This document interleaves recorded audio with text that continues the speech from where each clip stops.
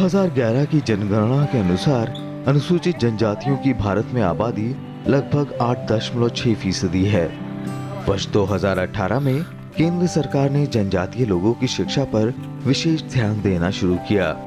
जनजातीय आबादी के आर्थिक सशक्तिकरण के लिए नई पहल हुई।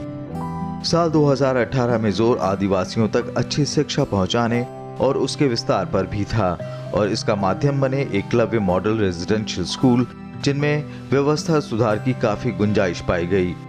एकलव्य मॉडल आवासीय विद्यालय जनजातीय समाज के बच्चों को गुणवत्तापूर्ण शिक्षा प्रदान करने के लिए शुरू किए गए हैं। हॉस्टल और स्टाफ क्वार्टर सहित स्कूल भवन के अलावा खेल के मैदान के लिए प्रावधान, छात्रों के कंप्यूटर लैब, शिक्षक संसाधन कक्ष आदि इस मॉडल का हिस्सा हैं। इस योजना का उद्देश्य सामान्य आबादी और जनजातीय आबादी के बीच साक्षरता स्तर की खाई को पाटना है। अब तक कुल 284 EMRS की स्थापना को स्वीकृति दी गई है, जिसमें 219 चल रहे हैं। इन विद्यालयों में लगभग 65,231 छात्रों ने दाखिला लिया है। 2019-20 से प्रतिवर्ष प्रति छात्र आने वाली लागत 61,500 से बढ़ाकर 1,09,000 कर दी गई है।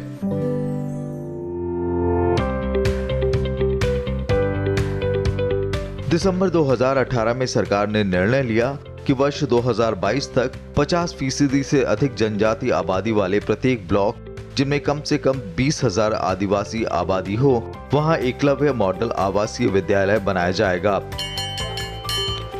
एकलव्य स्कूल नवोदय विद्यालयों के बराबर होंगे और खेल और कौशल विकास में प्रशिक्षण देने के अलावा स्थानीय कला और संस्कृति के संरक्षण के लिए विशेष सुविधाएं होंगी। साथ ही 2022 तक बाकी बचे 462 उप जिलों में नए एकलव्य मॉडल रेजिडेंशियल स्कूल स्थापित करने का प्रस्ताव है, जिनमें 2018-19 और 2019-20 के दौरान प्रस्तावित योजना को चालू करने के लिए 2,238.47 करोड़ रुपए का प्रावधान किया गया है। EMRS को चलाने के लिए नवोदय विद्यालय समिति की तरह जनजातीय मामलों के मंत्रालय के तहत एक स्वायत्त सोसाइटी भी बनाई जाएगी।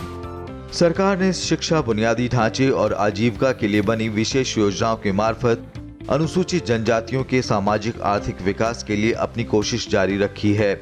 इसके साथ जनजातीय इलाकों में चलने वाली उन योजनाओं जो केंद्र द्वारा वित्त पोषित हैं, उन पर नजर रखने का काम जनजातीय मामलों के मंत्रालय को सौंपा गया है।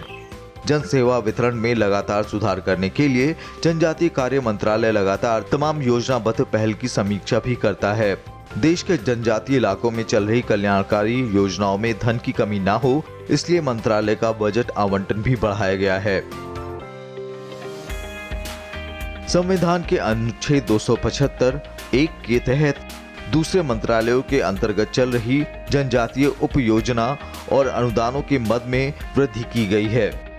ये धनराशि स्वास्थ्य, आजीविका, आय सृजन जैसी गतिविधियों के प्रोत्साहन में इस्तेमाल होती है। पारदर्शिता और जवाबदेही बढ़ाने के लिए सार्वजनिक वित्तीय प्रबंधन प्रणाली के तहत निगरानी व्यवस्था में भी सुधार किया गया है। इसके तहत मंत्रालय से धन लेने वाली सभी एजेंसियों और उनके द्वारा फंड के उपयोग को रियल टाइम ट्रैक किया जाता है।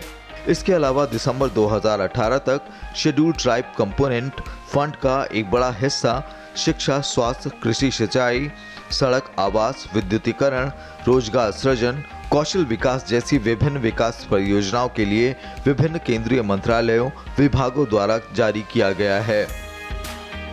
सरकार जनजातियों के कौशल विकास पर खास तवज्जो दे रही है। इस योजना के तहत विभिन्न राज्यों को special assistant to tribal sub scheme के तहत 118.65 करोड़ रुपए जारी किए गए हैं। इसका लाभ 31,000 से अधिक आदिवासी लाभार्थियों को मिल रहा है, जिनको कार्यालय प्रबंधन, solar technician, electrician, beautician, handicraft, दिन प्रतिदिन के निर्माण कार्यों के लिए आवश्यक कौशल, रेफ्रिजरेशन और AC repairing, mobile repairing, nutrition, Ayurvedic और आदिवासी दवाएं, IT, data entry, fabrication, paramedics और home nurse training, automobile driving and mechanics, electric and motor vending, security guard, housekeeping and management, retail management, hospitality, eco tourism और adventure tourism की training दी जा रही है। सरकार ने 14 अप्रैल 2018 को वन धन योजना भी शुरू की है। इस योजना की शुरुआत प्रधानमंत्री नरेंद्र मोदी ने बीजापुर में पहला वन धन विकास केंद्र का उद्घाटन करके शुरू की। इस योजना का मकसद जनजातीय लोगों की वानिकी अर्थव्यवस्था से जुड़ी क्षमताओं का विकास करना और आजीविका विकास को बढ़ावा देना है। वन धन योजना के माध्यम से ये सुनिश्चित किया जा रहा है कि जंगल से जो आप उपज लेते हैं उसकी बेहतर कीमत आपको मिल पाए। इसके लिए वन धन केंद्र बनाए जा रहे हैं। सरकार का जोर वन उपज के वैल्यू एडिशन पर है, मूल्य वृद्धि पर है। जब वैल्यू एडिशन होता है, मूल्य वृद्धि होता है, तो उपज की ज्यादा कीमत मिलती है। योजना के अंतर्गत ट्राइफेड बहुउद्देशीय वन धन विकास केंद्रों की स्थापना की सुविधा प्रदान करेगा। इस पहल का उद्देश्य जमीनी स्तर पर MFP यानी माइनर फॉरेस्ट प्रोड्यूस को बढ़ावा देकर जनजातीय समुदाय को मुख्य धारा में लाना है। इस पहल के माध्यम से गैर इमारती लकड़ी वन उपज के मूल्य श्रृंखला में आदिवासियों की हिस्सेदारी वर्तमान 20% से बढ़ाकर 60% की जाएगी। देशों में वनों की बहुतायत वाले जनजातीय जिलों में लगभग 3000 ऐसे वन धन केंद्र 2 वर्षों में स्थापित करने का प्रस्ताव है। आपको बता दें कि नॉन टिम्बर फॉरेस्ट प्रोड्यूसर्स या गैर इमारती लकड़ी वन उत्पाद देश में लगभग 5 करोड़ आदिवासी लोगों की आय और आजीविका का प्राथमिक स्रोत है। इसको देखते हुए सरकार ने हाल ही में लघु वनोपज के लिए न्यूनतम समर्थन मूल्य में संशोधन किया है, जिससे जनजातीय समाज को आजीविका सहयोग निरंतर मिलता रहे।